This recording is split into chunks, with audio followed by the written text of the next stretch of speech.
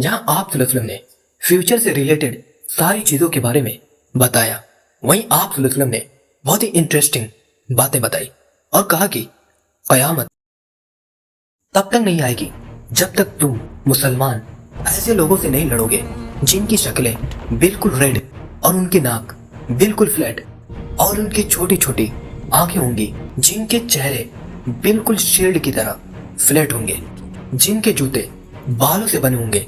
रसूलुल्लाह सल्लल्लाहु अलैहि वसल्लम ने इस हदीस के बाद अपनी वफात तक पूरे अरब को फतह कर लिया था और मुसलमानों की अंपायर पूरे अरब में फैल चुकी थी, जिसके बाद खिलाफत राशिदा के 30 सालों में हजरत अबू बकर रज़ियल्लाहु, उमर रज़ियल्लाहु, उस्मान रज़ियल्लाहु और हजरत अली रज़ियल्लाहु की खिलाफत में मुसलमानों ने पहली बार अरब से निकलकर इंसानों की तारीख की सबसे बड़ी अंपायर बनाई और पहली बार मुसलमान दुनिया के सुपर पावर बने। लेकिन सिर्फ 30 साल हुकूमत करने के बाद खिलाफत राशिदा खत्म कर दी गई और खिलाफत एक खानदान में बनु उमैया के कंट्रोल में आ गई, जहां फिर मुसलमानों की इस अंपायर पर 90 इयर्स तक हुकूमत की और इसे राशिदून की इस साइज से बढ़ाकर इतने इलाके तक पहुंचा दिया। उमैया खिलाफत ने तो इतने बड़े बड़े इलाके को फतह कर लिया था, लेकिन बनु उमैया की खिलाफत में एक बहुत बड़ा मसला था। ये खिलाफत सिर्फ और सिर्फ अरबों की थी, जिसमें नॉन अरब लोगों की कोई हैसियत नहीं थी और किसी नॉन अरब को किसी अरब से शादी करना इम्पॉसिबल था। और बनु उमैया की गवर्नमेंट में सारी पोस्ट सिर्फ अरबों के पास थी। इस सब से तंग आकर उमैया खिलाफत के खिलाफ मुल्क के अंदर ही बगावत हुई। उमैया खिलाफत का दी एंड हो गया। इसके बाद एक और खिलाफत सामने आई, अब्बासी खिलाफत, यानी अब्बासियों ने खिलाफत को संभाली, जो रसूलुल्लाह सल्लल्लाहु अलैहि वसल्लम के चाचा हजरत अब्बास रज़ियल्लाहु की औलाद थे।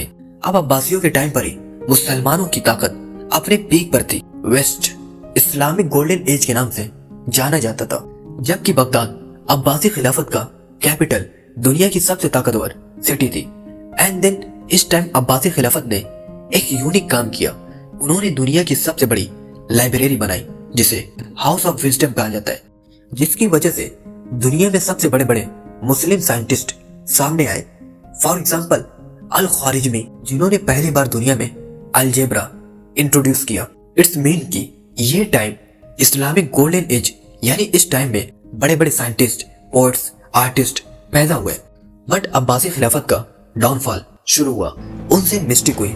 उन्होंने तुर्कों की एक पावरफुल फौज बनाई, सल्जूक फौज। यही फौज टाइम गुजरने के साथ साथ इतनी पावरफुल हुई कि उसने अब्बासी खिलाफत को मजबूत करने के बजाय खिलाफत का सारा कंट्रोल अपने हाथ में ले लिया, जिसके बाद खलीफा सिर्फ एक नाम का खलीफा था और मुल्क की सारी ताकत सल्जूक फौज के पास थी। जिसके बाद आहिस्ता आहिस्ता अब्बासी खिलाफत कमजोर हो गई और उनकी इस इतनी बड़ी अंपायर में हर तरफ बगावतें स्टार्ट हो गई, जिससे ये इतनी बड़ी अंपायर छोटे छोटे हिस्सों में डिवाइड हो गई। जिसके बाद मुसलमानों से पहली बार फलस्तीन छीन लिया गया। बट इन सब से बहुत साल पहले इस्लाम के दूसरे खलीफा हजरत उमर रज़ियल्लाहु इन सारे इलाकों को फतह कर रहे थे, तो उन्होंने क्रिश्चियन की सबसे होली सिटी यरूशलेम को भी फतह कर लिया। इसके बाद अगले 450 साल तक किसी ने हिम्मत नहीं की कि वो फलस्तीन को मुसलमानों से ले सके। लेकिन जब अब्बासी खिलाफत बहुत कमजोर हो गई और मुसलमान छोटे छोटे हिस्सों में डिवाइड हो गए, तो इस टाइम का यूरोप के क्रिश्चियन ने फुल फायदा उठाया और यरूशलेम पर फलस्तीन को मुसलमानों के हाथों से छुड़ाने के लिए बहुत बड़ी जंग स्टार्ट की, द क्रूसेड्स। एंड उन्होंने फलस्तीन और यरूशलेम को फतह करने के बाद हजारों मुसलमानों को, बच्चे, औरतें, बूढ़ों को शहीद कर दिया और उनके घरों को आग लगा दी। बट क्रिश्चियन के इस जुल्म से कुछ ही मुसलमान वहां से बच कर निकले और ये मुसलमान मस्जिद अक्सा से उस पुराने कुरान को भी अपने साथ लेकर गए, जो हजरत उस्मान रज़ियल्लाहु के दौर में लिखा गया था। बट फलस्तीन खोने के 40 साल बाद एक आम से सोल्जर नजमुद्दीन अय्यूबी के घर में एक बच्चा पैदा हुआ, यूसुफ, जिसे सलाउद्दीन अय्यूबी के नाम से जाना जाता है। सलाउद्दीन अय्यूबी 25 साल की एज में अपने चचा के साथ इराक छोड़कर इजिप्ट चले गए, जहां आहिस्ता आहिस्ता बहुत स्ट्रगल के बाद वो इजिप्ट के बादशाह सुल्तान बन गए। जहां सलाउद्दीन अय्यूबी इजिप्ट के बादशाह बनने जा रहे थे, तो उसी दौरान यहाँ से बहुत दूर मंगोलिया में एक छोटे से गांव के एक छोटे से कबीले के सरदार के घर में भी एक बच्चा पैदा हुआ, जिसका नाम तैमूजिन चंगेज खान। फलस्तीन और यरूशलेम को खोने के बाद मुसलमानों का कोई स्ट्रॉन्ग लीडर नहीं था, लेकिन इस दौरान सबसे जबरदस्त रोल मुस्लिम स्कॉलर उलमा ने प्ले किया था। इससे पहले जो मुसलमान हर वक्त आपस में लड़ते रहते थे और बहुत सारे फिरकों में डिवाइड थे, उन्हें कुछ अजीम स्कॉलर ने एक ही गोल पर यूनाइट कर दिया कि किसी भी हाल में फलस्तीन को दोबारा फतह करना है। बट फिर भी मुसलमानों का कोई ऐसा लीडर नहीं था जो मुसलमानों को यूनाइट करके क्रिश्चियन पर हमला कर सके।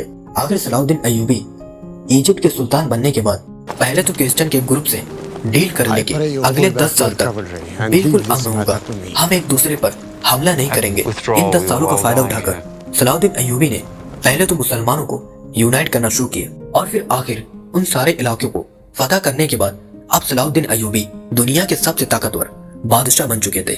दुनिया के सारे मुसलमान फलस्तीन को फतह करने के लिए सलाउद्दीन अय्यूबी की तरफ देख रहे थे। आखिर सलाउद्दीन अय्यूबी ने अपनी फौज लेकर क्रूसेडर्स पर हमला कर दिया और साल 1192 में यरूशलेम को मुकम्मल तौर से फतह करके सिक्योर कर लिया।